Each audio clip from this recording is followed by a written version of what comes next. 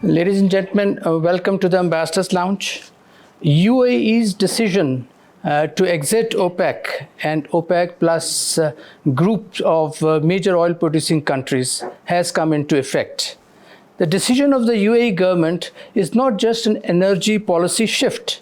It challenges, in fact, alters the very logic that has underpinned Gulf security for decades. And it has come at a time when the region is highly volatile. There is chaos and turmoil, and all because of the Iran war and disruptions in the Strait of Hormuz. Ladies and gentlemen, for decades, the Gulf security architecture has been based on three pillars. First is the Saudi centrality, the GCC cohesion under Saudi leadership. The second is the US military cover or security guarantees. And third is OPEC, which has also acted as economic coordination mechanism. By breaking away, UAE has not only challenged and rejected the Saudi-centric order, it has in fact formalized its differences, the emerging differences and growing differences between Riyadh and Abu Dhabi. And this will directly affect the GCC cohesion and the ability of GCC to act as a platform for crisis management. While OPEC is an energy institution, it has historically reinforced political alignment within the GCC. UAE has been and was an important member of OPEC. But it is not the first GCC country that has departed from OPEC. Qatar was the first country. Finally, the UAE decision to exit OPEC will not only affect GCC, but it is also a clear indicator that it no longer relies or it no longer accepts as credible the existing security architecture, which is Saudi-centric. UAE has openly criticized the GCC for its lack of reaction to the Iranian attack.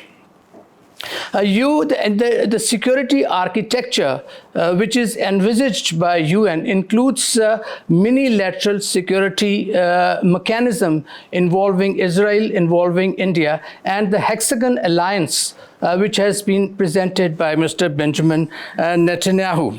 And at the center of all this is Iran, which has demonstrated that even under pressure, it retains the ability not only to challenge US dominance, but also to impose regional cost. So the question is, are we moving towards a multipolar system in the region, driven by diverging economic model, threat perceptions, conflicting threat perceptions, and geopolitical ambitions? These are the questions which I will pose to my panelists today. I have with me Ambassador Asif Durrani and Ambassador Ayaz Mohammad Khan. Welcome, gentlemen. Ayaz, let me come to you, mate. So my question was, is the Gulf moving towards a multipolar system in the region, driven by diverging economic model and threat perceptions and geopolitical ambitions? Well, before actually coming directly to your questions, answering your question, I would like to delve a little briefly into the previous architecture, which is unraveling very fast. Because, we have to contextualize as to what is happening today or what is likely to happen tomorrow once the hostilities between Iran and United States and Israel have stopped permanently. First of all, we have to see that that the security architecture that was existing until the start of hostilities between United States, Israel, and Iran on 28th of February was quite diverse, I would say. Some countries like Saudi Arabia, they were trying to appease Iran by signing an agreement which was brokered in 2023 by China. And but still, their threat perception was that it was Iran which was bent upon potentially attacking all Gulf states, particularly Saudi Arabia. Similarly, some countries were hedging against Iran. For instance, UAE had signed Abraham Accords side by side Bahrain, and they thought that perhaps intelligence sharing or increasing trade relations with Israel would protect them in an event where Iran would turn against them. It didn't happen. And Iran itself, after the revolution in 1979, it became a sworn enemy of United States and Israel. That was the centerpiece of their Middle East policy, that they did not want to see United States or Israel meddling into the affairs of Iran as they were doing perhaps during Shah's time.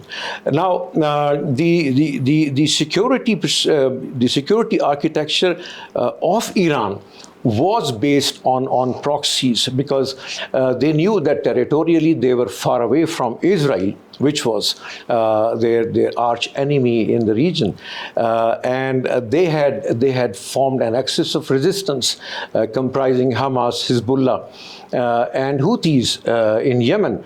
Now this very architecture has fallen apart, and it has fallen apart simultaneously as the world order is also unraveling, right now. Now, coming back to your question, this certainly, what the Saudis or major Gulf countries, they were thinking about their defense was that they had outsourced their defense to one superpower, that was United States.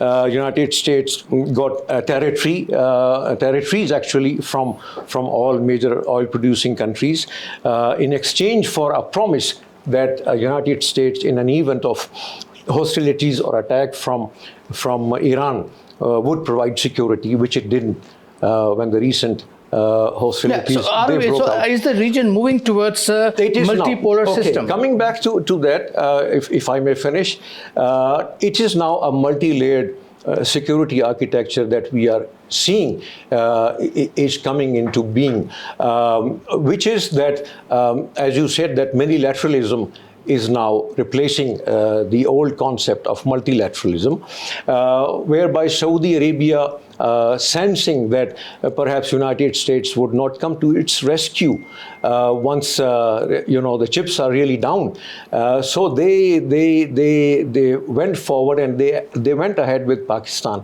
and signed a security agreement, the details of which are not yet known. But certainly, one thing is quite clear to everyone, and that is that one of the planks of this agreement says that attack on one country will be considered an attack on the other signatory country as well.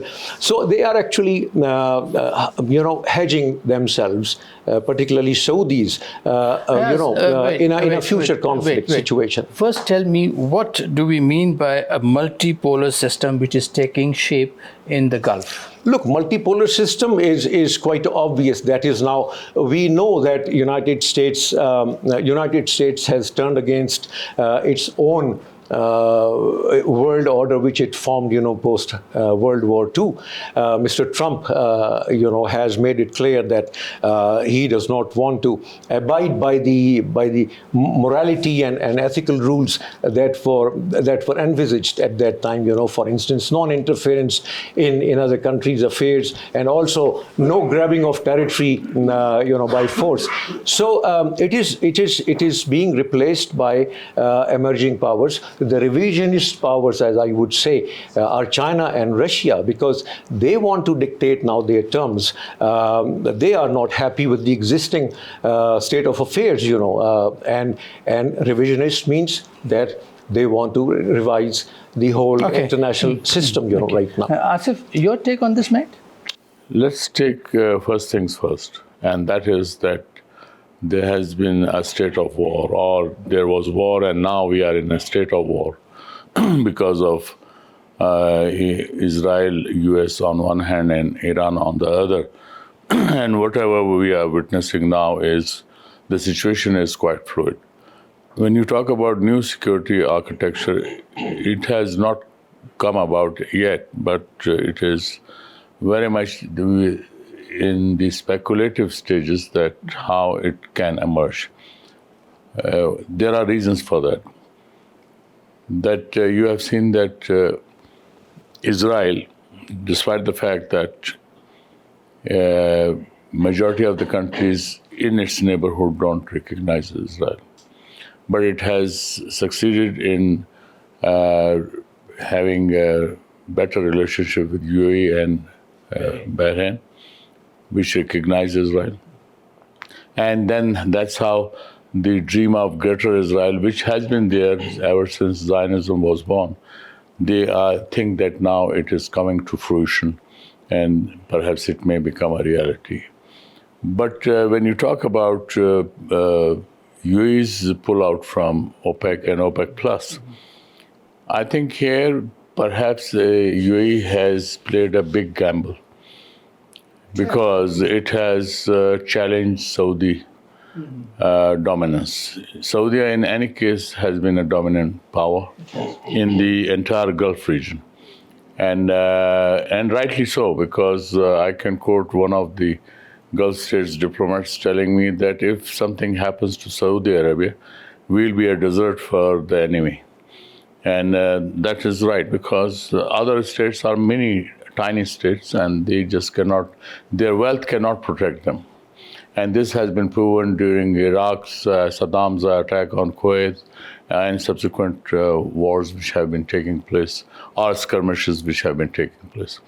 Of late, Saudi and UAE trip in Yemen, and then you have seen in Sudan, as well as now Somaliland. That is, in fact, has been shaping up.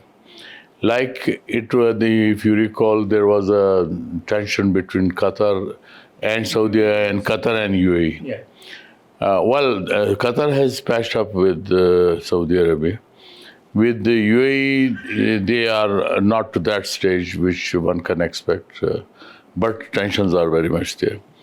In this entire thing, when you have seen that Iran has been attacked by the US and Israel, they think that they can perhaps now change the shape of our security architecture in the entire region, which would be a tall order, because Iran is an axis of resistance supported by China and Russia.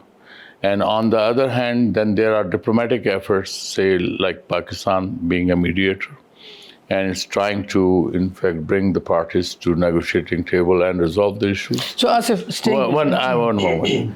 And on the other side, when you look at the entire region, Turkey is a factor. It's a factor of stability as well as a threat to the Gulf region, and also a threat to the NATO now, because there are commentaries that perhaps Turkey may, part ways from NATO, and it wants to assert more on the Middle East. Asif, on this point, I want just further clarification. How significant is the UAE's exit from OPEC? And does it signal a deeper breakdown of Saudi-led order? I don't think so, Imran, because UAE has not been the major player in the OPEC politics. Its production is far, far behind than, say, Saudi Arabia and Iran. But it says it's because of the quota system implemented But yes, by the Saudi Arabia. UAE's quota is not more than Iran's. Iran has a quota of 4 million barrels per day. That's besides the point that it cannot, export it to the capacity because it lacks capacity. Its capacity is hardly 2 million So you barrels. don't think that the GC disputes within the GCC, you agree that there are disputes within the GCC states? That is there. Will they come out now once the UAE has exhibited it? Whatever UAE is doing, I think it is doing at the behest of Israel. They allowed their space to be used. They allowed Israel to use its airbase against Iran. They have been now. It's everyone knows There are over 13,000 Israelis now enjoying UAE citizenship, heavy investments there. My fear is that Israel and the United States together would make UAE a permanent base in order to face Iran geographically. They have an agreement. Israel has an agreement with UAE whereby it's an agreement for sharing of information, for cyber technology, for everything. It's a very But comprehensive here, agreement. from military point of view, geographically, because it would be at places that's hardly 30 kilometers that they can reach out to each other, Iran and UAE. And UAE has been actually serving as mother port. Jebel Ali port in Dubai is serving as a mother port for Iran. And their trade has been around $36 billion. UAE's policy of strategic autonomy, which we now see being implemented after it decided to withdraw or exit OPEC. Now, it envisages close relations with Israel. It envisages close relations with India and the Hexagon Alliance, which was presented by Mr. Benjamin Netanyahu. And mind it, as we just discussed, that it has a comprehensive partnership agreement with Israel involving sharing integrated air defense system, early warning system, technology and cybersecurity, and joint training. Surely from the very start, this was directed towards Iran. How will it work, mate? Imran, you have already seen the results on the battlefield. Israel and US enjoyed the air superiority. This is what they are going to enjoy in the foreseeable future. But the actual victory would be on the ground, and that is not available to both, either to Israel or to United States.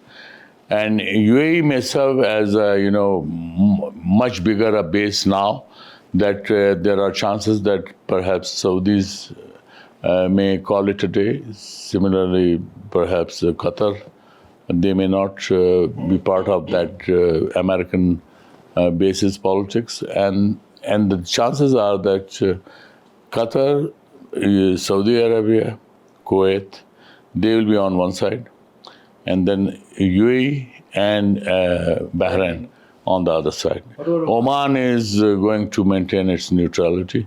They don't want to involve themselves in this regional politics. Asif, I think this is something very important you have said, and this is the pattern which will emerge or which will be reflected in the emerging security architecture in the region. That is, one would be Saudi-led, and it could include Kuwait.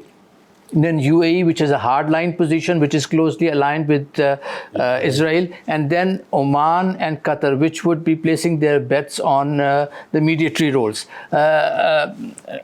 Ayaz, do you have anything to say on this thing? I would like to highlight 2-3 points here, Imran, in this context.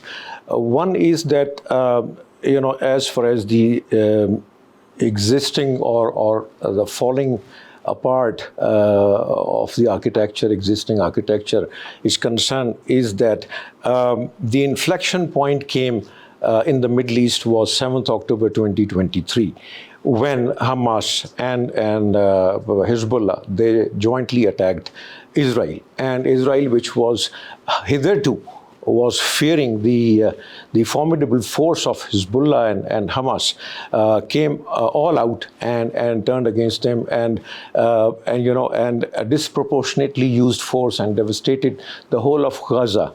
When Israel felt that Iran, which was the mastermind or the parent country, behind these proxies, did not really come out all out, in support of these proxies, then it emboldened Netanyahu, and he started grabbing territory, eschewing forever the concept of a Palestinian state existing side by side Israel, also devouring territory in Syria. Also, and Lebanon, I would say now. Number one. Two, as far as GCC is concerned, it was riven from within. It was rotten from inside, and it just became gangrenous. I would say when the hostilities really they started on 28th of February. We knew that even before the war started, UAE and Saudi Arabia were competing for the simple reason that UAE did not want to be the second fiddle of Saudi Arabia in the region. It was thinking that it had enough wealth and muscle, military muscle perhaps, whereby it can project its force beyond Middle East, particularly but it got snubbed in Africa. It got snubbed in Yemen, it got snubbed in Somalia, it got snubbed in Sudan. But Darfur is an existing case where it still has some influence in Horn of Africa.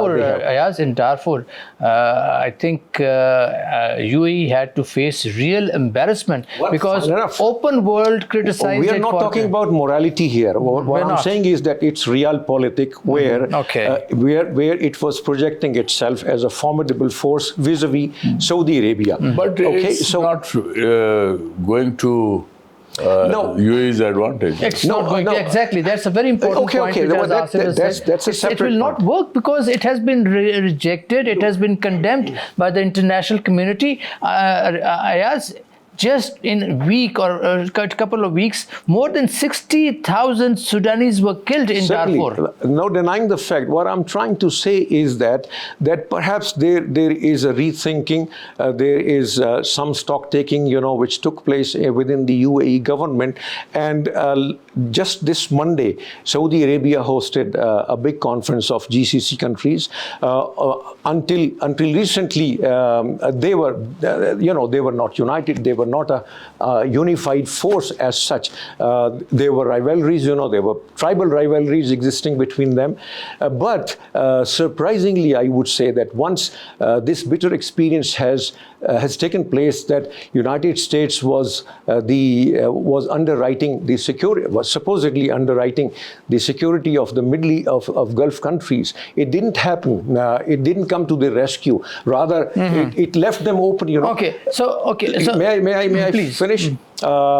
This particular conference, which took place in Riyadh on previous Monday, it took stock of all the projects that were lying in limbo. They all pledged together that they are going to restart the construction of Trans-Gulf countries railway system. They are going to lay the pipeline which will supply oil, not through Hormuz, but from the western part of the peninsula. And secondly, the defense part is very crucial, where they agreed to coordinate their air defense, I would say particularly, using the satellite imagery as is being done by South Korea, whereby a particular missile, which is being fired from Iranian territory, for instance, will be tracked right at the time when the ignition has taken place, and the satellite system will forewarn the countries, Okay, so quite interesting. Asif, now we are seeing an emergence of, and it is obvious, mate, a new security architecture will emerge because of the inability of the existing architecture, particularly to prevent or to safeguard the interests of the GCC countries. Now, can any viable regional security framework realistically emerge without directly engaging Iran? Or is this present strategy still anchored on the containment of Iran? Imran, it's a very important question you have raised, and I think there is going to be extensive debate on this issue. And Iran will also have to decide whether it wants to maintain its exclusivity vis-a-vis the entire region, or it wants to be the part of the region. Whether it wants to dominate the region or it wants to be partner in the region. That are solely, related to Iran and its future politics. But here, with regard to Saudi Arabia, as I had hinted, that already, Pakistan and Saudi have a strategic agreement, and which in fact has been an eye-opener for most of the Gulf states, as well as it has been a source of comments all over the world, especially in our eastern neighborhood and also European Union. This has actually fired the imagination of the strategic community, that if Saudi and Pakistan can enter to this kind of an agreement, and reason was, prima facie, it was when Israelis, they tried to kill the Hamas leaders who were in Doha, which was trying to mediate. So, and then it in fact hastened the process of this strategic agreement between Pakistan and Saudi Arabia. But here you have seen that during war between Iran and America and Israel, Pakistan's approach was an inclusive approach, whereby when you want to mediate, so Pakistan tried to include Egypt, Saudi Arabia, and Turkey. So, and it also enjoyed, and it could in fact muster the support of these countries vis-a-vis a mediatory process or vis-a-vis a peace initiative you could take. So here, I think this is also now, in fact, ushering these countries towards the thinking that while our region has become vulnerable, it is in fact facing infernos, and there's whenever in future also it would remain vulnerable. So under these circumstances, you have to look deeper into a kind of a security architecture where the actual actors are from the region. Okay, very right. Rather than from outside. So Asif, staying with this thing, with this multipolar arrangement which you are referring to, this would be based on competitive alignments, issue-based coalitions, threat perceptions which may differ. How do you think, or how would relations with Iran, or how would the GCC countries deal with Iran, or how will Iran become a member of this security architecture? And now you have seen that there are parting of ways as far as UAE is concerned, and Bahrain is concerned. And they are going to align themselves with Israel. Israel, obviously. Saudi-Iran rapprochement through Chinese mediation was there. And then Qatar and Saudi Arabia, they also had a rapprochement. And Qatar and Iran have a very good relationship, despite the fact that Iran bombed them. Bombed them, you can say it was territory, but it was the American territory, American bases which they did. And Saudi Arabia also very maturely, while Iran attacked American bases, Saudi Arabia, I think in this entire milieu, has emerged as a mature power in the Gulf region. And that, in fact, gives hope that a future security architecture can be built, and Saudi Arabia would be one of the strongest pillars. So, Ayaz, what Asif is saying, that we are basically going to see two poles, the Saudi-led and the UAE-led. I don't know whether it's going to be UAE-led or not, but one in which Saudi Arabia would figure as the prominent thing, and the other in which UAE would figure as prominent. Now, the UAE-led is obviously Abraham Accords, and obviously one understands their growing relations with. How will this affect the regional peace and security? The Abraham Accords? No. The divisions between UAE-led and Saudi-led poles.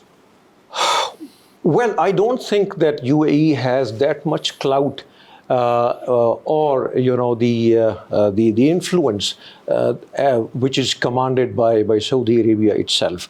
Saudi Arabia, for simple reason that this is the home of two holy shrines there. I don't think in real politics holy shrines would make a difference. It does matter a lot because this is one thing which has made Saudi Arabia the leader of the Islamic world, as such in the present scenario. However, I would like to talk about the future possible dispensation in Iran, because please first let's just answer this question, then I'll come to that. Okay, okay. Yeah, I'll come to that then. Well, if you want a short answer, I don't think that Saudi UAE rivalry is going to remain there for a long time, because now they have realized that they cannot depend on an external power. It cannot ensure their security, and they have to really gel together. They have to coalesce together, and they have to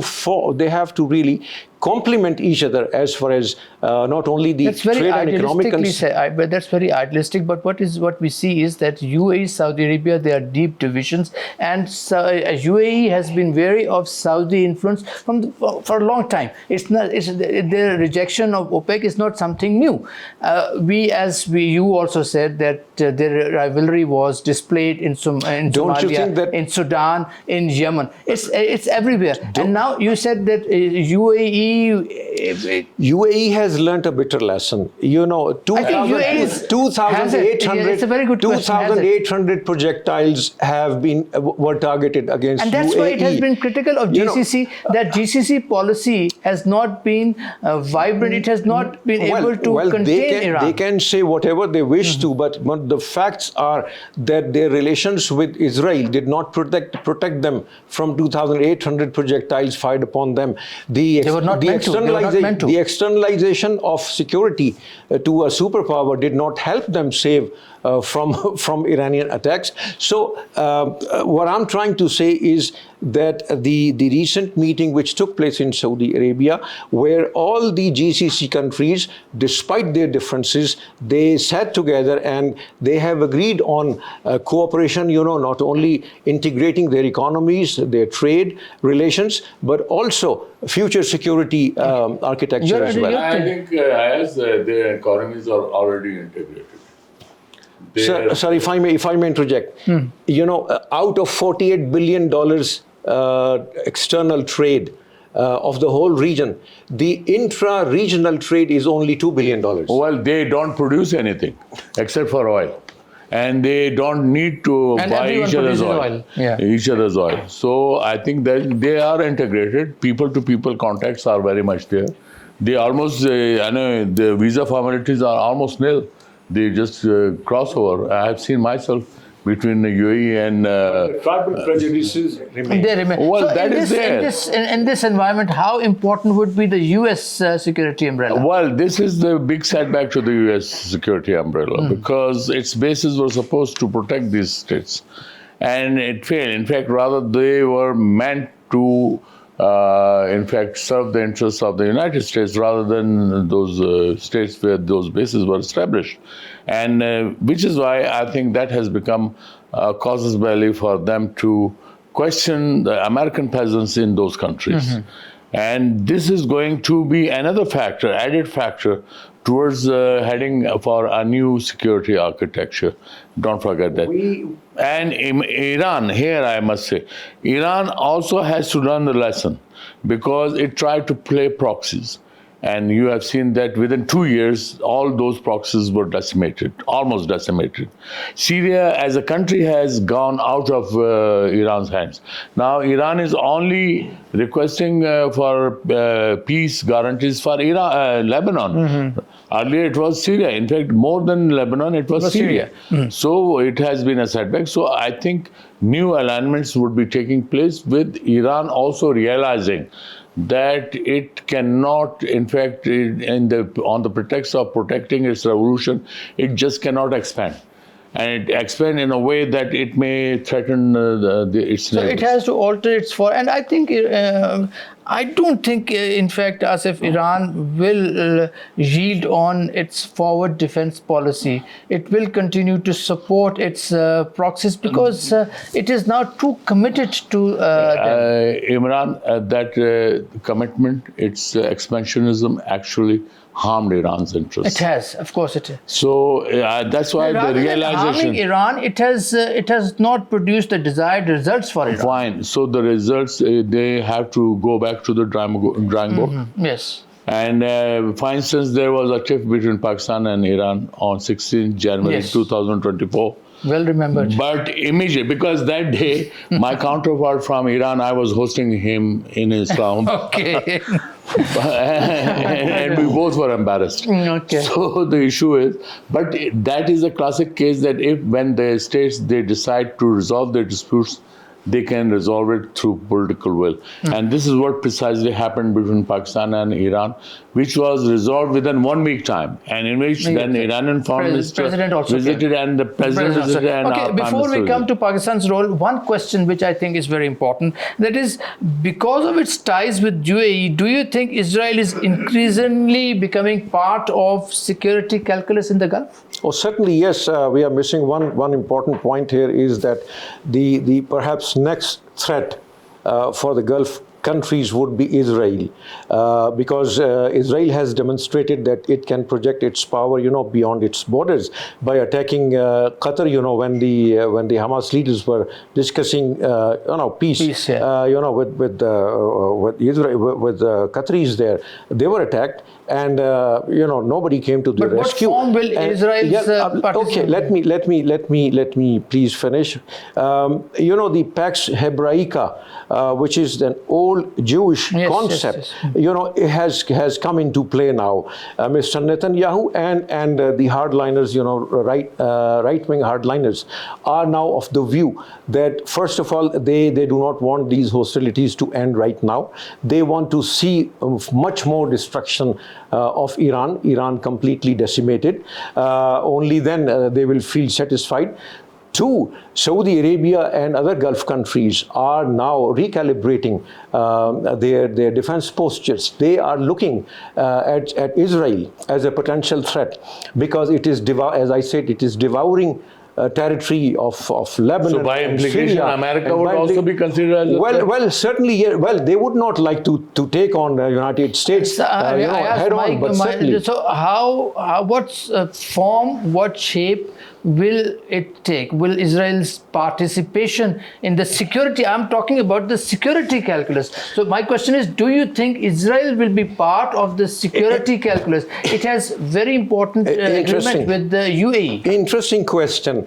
Mr. Davutoglu, in one of his articles, which was published in Arab News, he did talk about integration of Israel into the security calculus of the future architecture, in the Middle East particularly, and it was kind of tantamounting to appeasement policy of Israel, that once it becomes part of the security architecture, the centerpiece of security architecture in the Middle East, perhaps it will not think negatively, would not think about attacking any other country.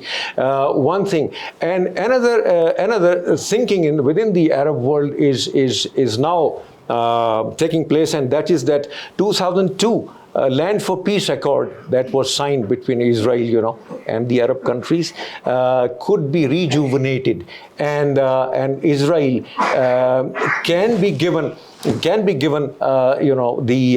the enticement, perhaps, an incentive that all GCC countries will recognize Israel if Israel withdrew itself from the occupied territory in West Bank and Gaza and allow the formation or establishment of a Palestinian state there. But it seems to me, a big wishful thinking whether Iran, because the current disposition in Israel is very assertive. They do not want establishment of any Palestinian state there. They want to occupy it permanently, and that is why the way settlers are behaving in West Bank, the way the new law has been passed, which allows settlers to really grab territory within the West Bank, speaks for itself.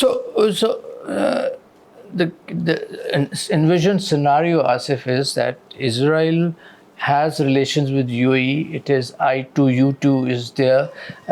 Israel could use this mechanism to establish, and of course it has relations with Bahrain. So can it use this setup or this mechanism for further role in the GCC?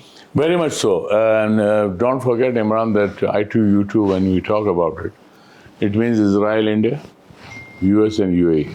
And then there is also economic corridor, India, And that is Israel very much economic so, corridor. very much so. And but there has been a partial setback as far as north-south corridor. No, I'm not talking about north-south corridor. I'm talking about the other corridor. I know. But there, I think, again, it's a wishful thinking like Greater Israel. Because the security architecture, the way if Israel and UAE are going to dictate within the region, and then India would support that. And you have seen that Indian foreign minister has has been there, been yes, visiting. and Indian defense minister was And there. then now there are talks of Mr. Modi visiting UAE. So I think they are thinking on that line that let's have strengthened relations with UAE, Israel, and of course United States would be behind. So create a wedge within the region, and then you can perhaps pursue your objectives as well as you can pressurize the region. But that is an added factor, you can say, that would lead to a regional security architecture based on the actual states and major states of the region to, in fact, devise a strategy to counter such activities which are competitive and which, in fact, can harm the peace in the region. So I think threat perceptions also vary, mate. They I mean, can. UAE's threat perception Yes. is different. Saudi Arabia's threat Those are- perception is different. Qatar and Oman's threat perception is different.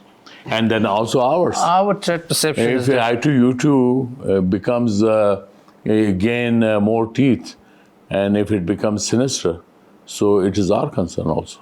It is our concern also. Okay, Ayaz.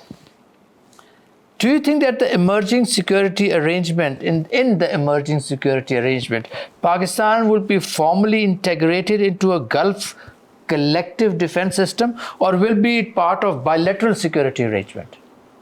Well, that's a difficult question to answer because both the scenarios have their own implications. And both are attractive choices. And both are Hobson's choice, I would say, But still, I think that we have to choose between neutrality and partiality. We have to see as to where our own interests lie. I would call it neutrality and rationality. Well, you can say that, but right now the stark choice is between neutrality and partiality.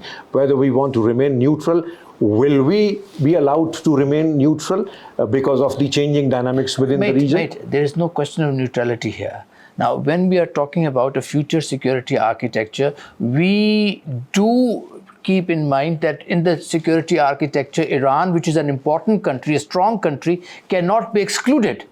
It would be part of the security architecture. Any security architecture, if it has to be effective and viable for the region. Now, in that security architecture, will Pakistan play a have a central role or bilateral? Imran, Please. here is the difference in perception. From Pakistan's point of view, Iran is not a direct threat, for Pakistan per se. But from GCC point of view, it is still a potential threat, and particularly if the future disposition, if I may say, particularly if the future disposition where the existing clergy and IRGC continue to rule by strong arm, and they choose to not to integrate Iran with the international community, With the region. with region and international community as such, then certainly it will remain a threat for GCC. Because there are experts which are saying that Iran still is in possession its inventory of 50% of missiles, Yes. and the way it is recouping its exhausted stockpile. Arsenal, yes. It is like assembling cars it is so easy for Iran to really do that. Now, one thing. The other possible scenario is that Turkey, Pakistan, Gulf countries, and perhaps Egypt, because Pakistan, Egypt, and Turkey have sizable militaries. Pakistan and Turkey, particularly in Turkey, Turkey's military industrial base is very sound. It is making state-of-the-art armaments, and it is now being seen by Saudi Arabia not as a competitor in the region, but also. Will Pakistan? What will be the Pakistan's role? Will it be part of this defense, central defense, or will it be based on bilateral arrangements, Asif? Imran, if India is part of this I2U2 future aggressive mechanism, then I think Pakistan, Saudi Arabia, Iran, Egypt in brackets, but Turkey. We are discussing possibilities. Is possible. Secondly, when you talk about Iran, or it's perhaps the mistrust which the Gulf states have about Iran, I think if Pakistan can mediate and stand as a guarantor that Iran would not do the How mischief. can Pakistan stand as a No, character? mischiefs, about the mischiefs. And Iran gives those guarantees to Pakistan, through Pakistan or directly to them. So I think when we are discussing about the I2U2, competition with the rest, then in that scenario, I think don't rule out that there is a possibility that these countries perhaps can join hands. In my view, it's a very delicate balancing act that Pakistan will have to adopt vis-a-vis China, which is emerging, as a formidable power. Russia as well is seeing that there is a chance, for it to exert its influence in the region, and especially when the distrust of the Gulf countries, Middle Eastern countries, on United States is waning because it could not came to their rescue. So they are not going to put all their eggs in United States basket. Certainly, this security vacuum will be filled by aspiring powers, China and Russia. I think Pakistan won't do anything without taking Chinese into confidence. Absolutely. Now, you are talking about Russia and China. Russia, mate, it's too occupied with its own issues.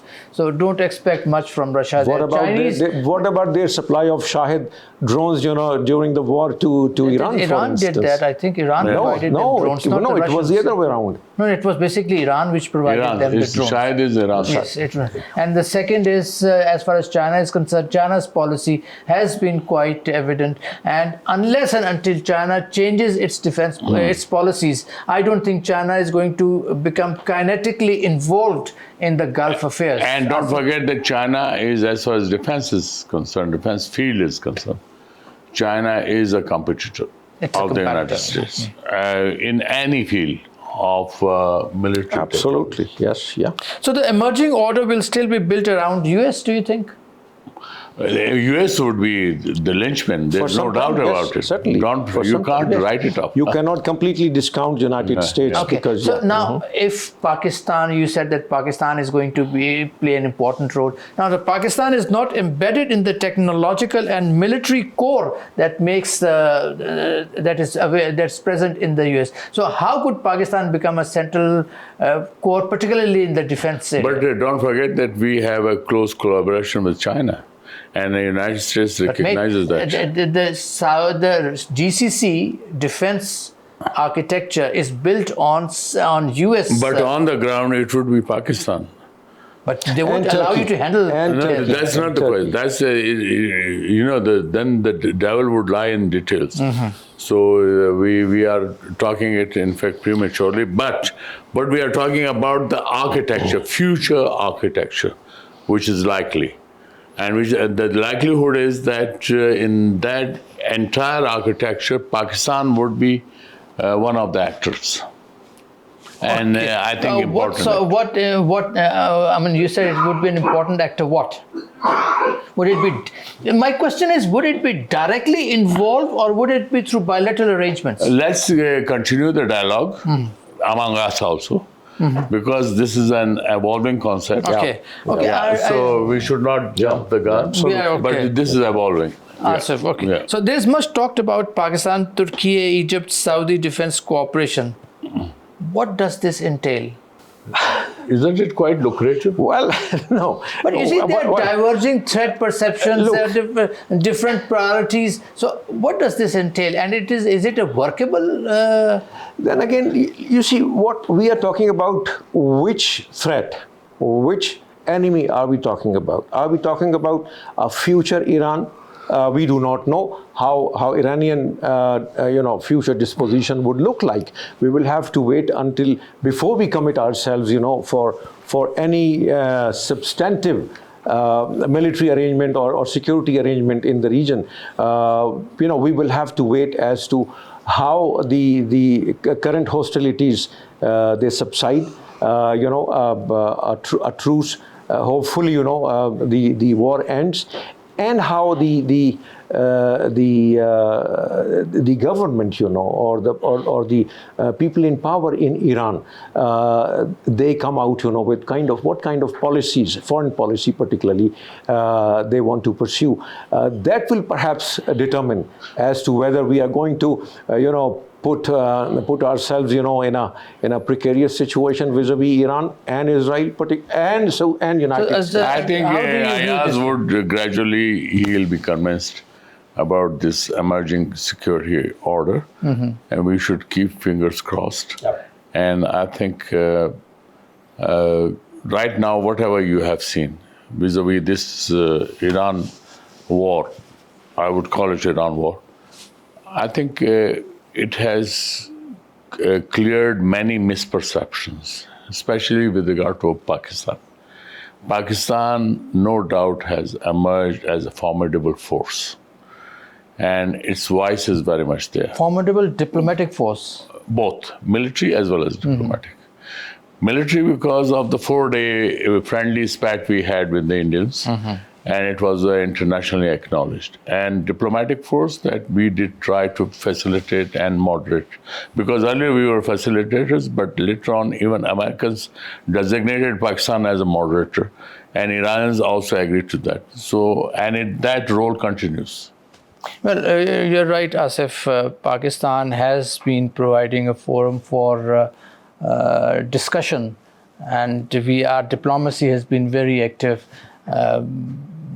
Of course, the final decision is with the warring factions. Thank you, gentlemen. Ladies and gentlemen, drawing from tonight's discussion, it is clear that the Gulf is not moving towards a single unified security order.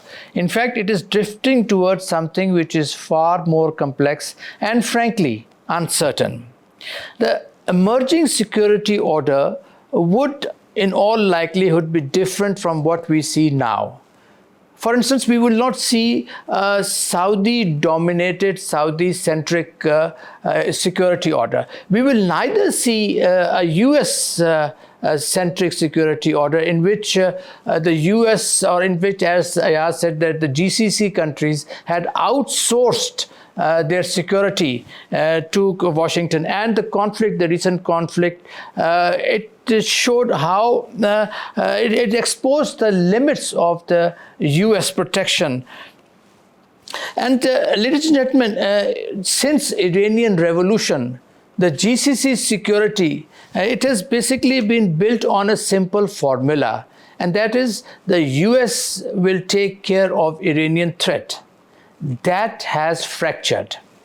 Now, in the evolving security architecture, Iran will no longer be a peripheral variable. The real question is not whether Iran will be part of the security architecture. It is too big, too strong, too important a country to be ignored. And I think the GCC countries will soon realize it. The real question is, how will Iran be managed? And after the war, we have seen that Iran has emerged as the war is still continuing. This region is still in a state of war. Iran has emerged strong. It has emerged very assertive, and this very fact has been unable to produce unity among the GCC countries. There is divergence of opinions, particularly on Iran. And as my panelist said, Asif said, that Saudi Arabia is more towards peaceful coexistence with Iran. It is prepared to accommodate Iran. UAE, on the other hand, it has more aggressive intent on Iran. It is an alliance with Israel, and they have a strong security agreement with it. Qatar and Oman, they have placed their bets on mediation. So the best option for the region is to engage with Iran, to include Iran in any future security architecture as an important stakeholder. The future within the GCC or within the region, don't expect much. There are fundamental contradictions. The countries have different perceptions, threat perceptions. As far as Pakistan is concerned, in the emerging security architecture, in all likelihood, Pakistan will have an important role, but indirect. We will not be part of the core, or we will not be the core pillar of any security or future security architecture, but we will increasingly function as a connecting and balancing force. Thank you for watching Ambassadors Lounge. Please subscribe to our channel, and we will be back. Thank you.